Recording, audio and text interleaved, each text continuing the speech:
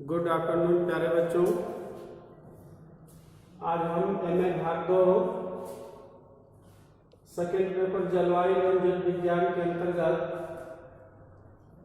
जलवायु वर्गीकरण के विषय में चर्चा करेंगे, जिसके लिए हम एक ऑलरेडी वीडियो पहले बना चुके हैं। ये जलवायु वर्गीकरण से संबंधित दूसरी वीडियो है। इस वीडियो में हम जलवायु वर्गीकरण में तापमान को संदर्भित करते हुए जलवायु का वर्गीकरण पढ़ेंगे। तो जैसा कि तापमान के आधार पर जलवायु को 3 वर्गों में बांटा गया है। यह क्लासिफिकेशन वर्गीकरण प्राचीन विद्वानों के द्वारा, अरस्तु के द्वारा भी किया गया। यानी अरस्तु ने भी अपने वर्गीकरण में तापमान को ध्यान में रख करके पूरे ग्लोब को, पृथ्वी को जो है 3 ताप कटिबंधों में बांटा। तो यह चूंकि परंपरागत वर्गीकरण है, तो तापमान के आधार पर हम सामान्यतः जलवायु को 3 वर्गों में बांटते हैं, जिसमें हमारा पहला वर्गीकरण है जाड़ा रहित निम्न अक्षांशीय जलवायु। यानी ये जलवायु प्रदेश ऐसे प्रदेश होते हैं जहां शीत ऋतु या जाड़े की ऋतु नहीं होती है, और इसकी प्रमुख विशेषता यह होती है कि किसी भी महीने का तापमान जो है 18 डिग्री सेंटीग्रेड से कम नहीं होता है। तो हम यह कह सकते हैं कि जो पृथ्वी के विषुवत-रेखीय जलवायु वाले क्षेत्र हैं, जिनका अक्षांशीय विस्तार 5 से 10 अंश अक्षांश उत्तर और दक्षिण दोनों गोलार्धों में है, तो वे क्षेत्र इस जलवायु वर्गीकरण के अंतर्गत आते हैं, जहां पर किसी भी महीने का औसत तापमान जो है 18 डिग्री सेंटीग्रेड से कम नहीं होता है। और इस क्षेत्र में जो शीत ऋतु होती है वह नहीं होती है, तो इसलिए इसे जाड़ा रहित निम्न अक्षांशीय जलवायु प्रदेश के नाम से जाना जाता है। इस प्रकार दूसरा वर्गीकरण जाड़े एवं गर्मी की ऋतु रहित मध्य अक्षांशीय जलवायु है। यानी ये जलवायु क्षेत्र ऐसे हैं जहां क्रम से शीत ऋतु और ग्रीष्म ऋतु का आगमन और प्रस्थान जो है होता रहता है, और इस क्षेत्र में जो तापमान होता है वह एक औसत के रूप में बना रहता है। फिर तीसरा वर्गीकरण है।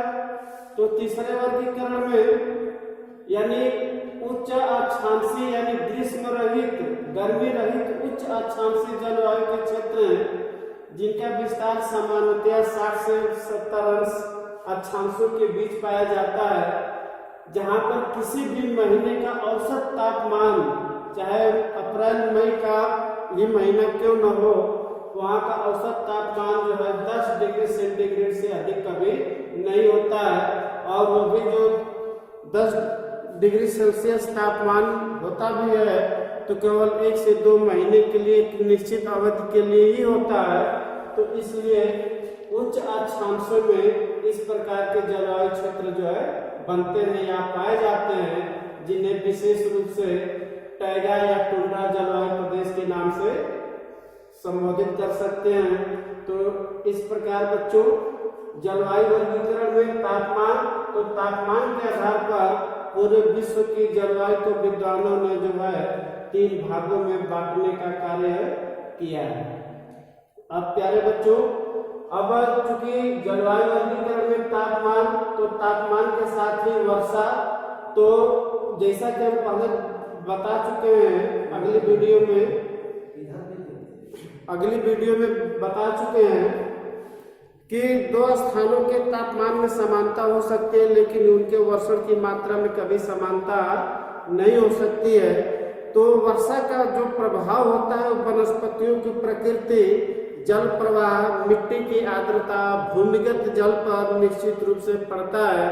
तो अतः वर्षा की मात्रा, ऋत्विक विभिन्नता जलवायु वर्गीकरण में सहायक होती है।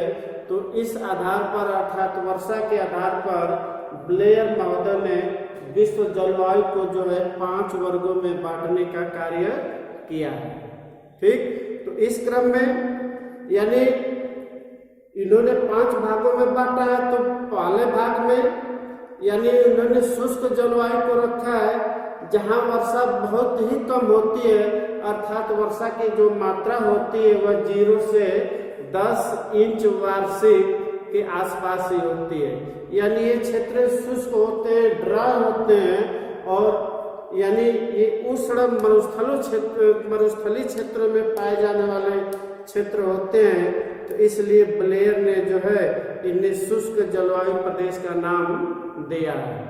इनका दूसरा वर्गीकरण है अर्ध शुष्क जलवायु क्षेत्र, अर्थात यहाँ जो वर्षा की स्थिति है, वर्षा हल्की होती है, अर्थात 10 से 20 इंच वार्षिक दर की हिसाब से होती है। तो यहाँ पर यानी बीच बीच में वनस्पतियों के हल्के हल्के आवरण या छोटी छोटी घासें वाले क्षेत्र भी पाए जाते हैं। अगला वर्गीकरण है, तो वर्षा के आधार पर विद्वानों ने जलवायु को खासकर ब्लेयर महोदय ने 5 वर्गों में इसे बांटा है। पहला है शुष्क जलवायु क्षेत्र।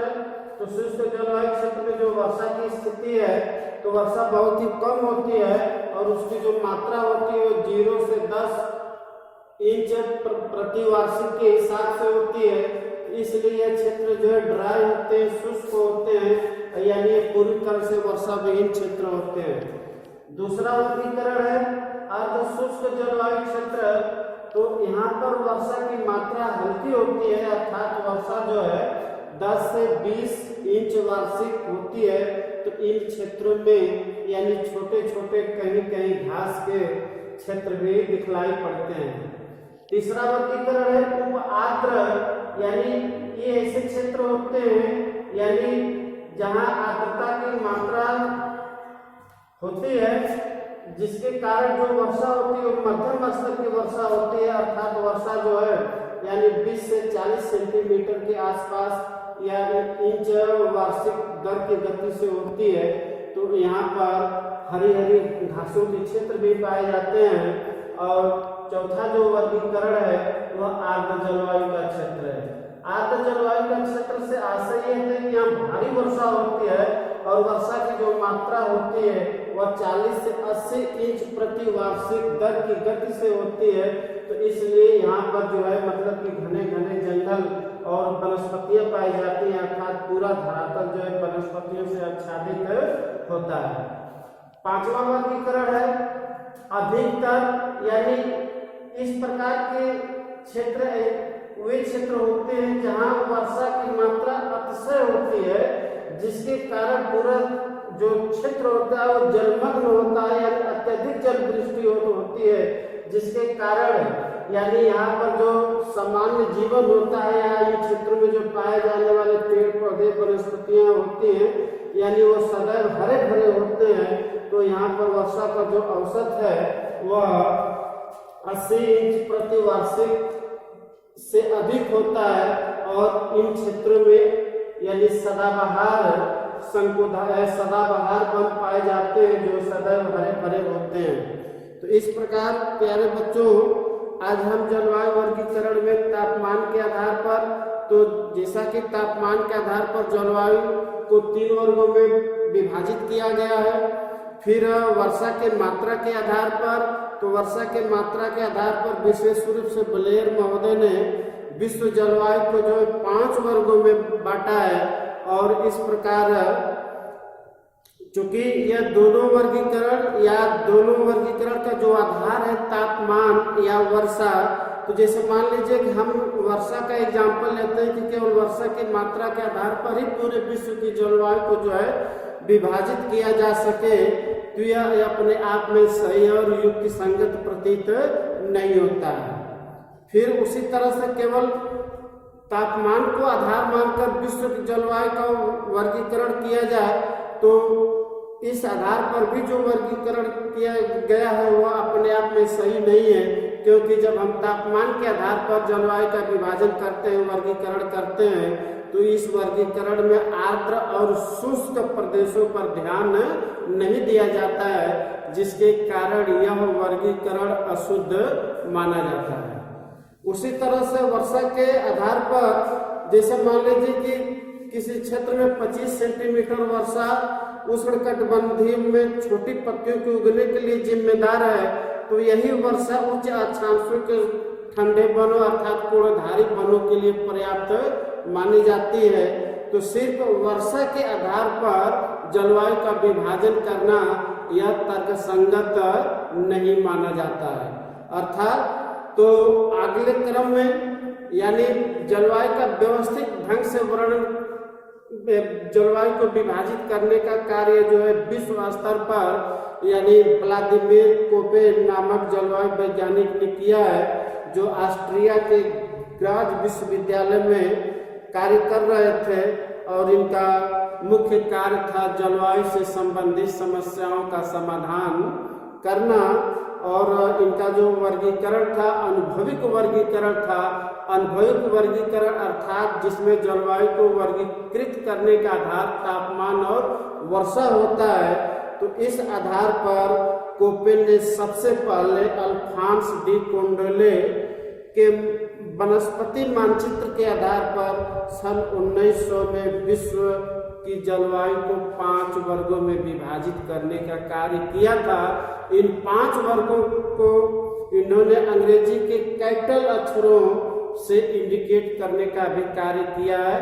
तो प्यारे बच्चों, अगली वीडियो में हम विस्तार से कोपेन के जलवायु वर्गीकरण के विषय में चर्चा करेंगे। थैंक यू, धन्यवाद।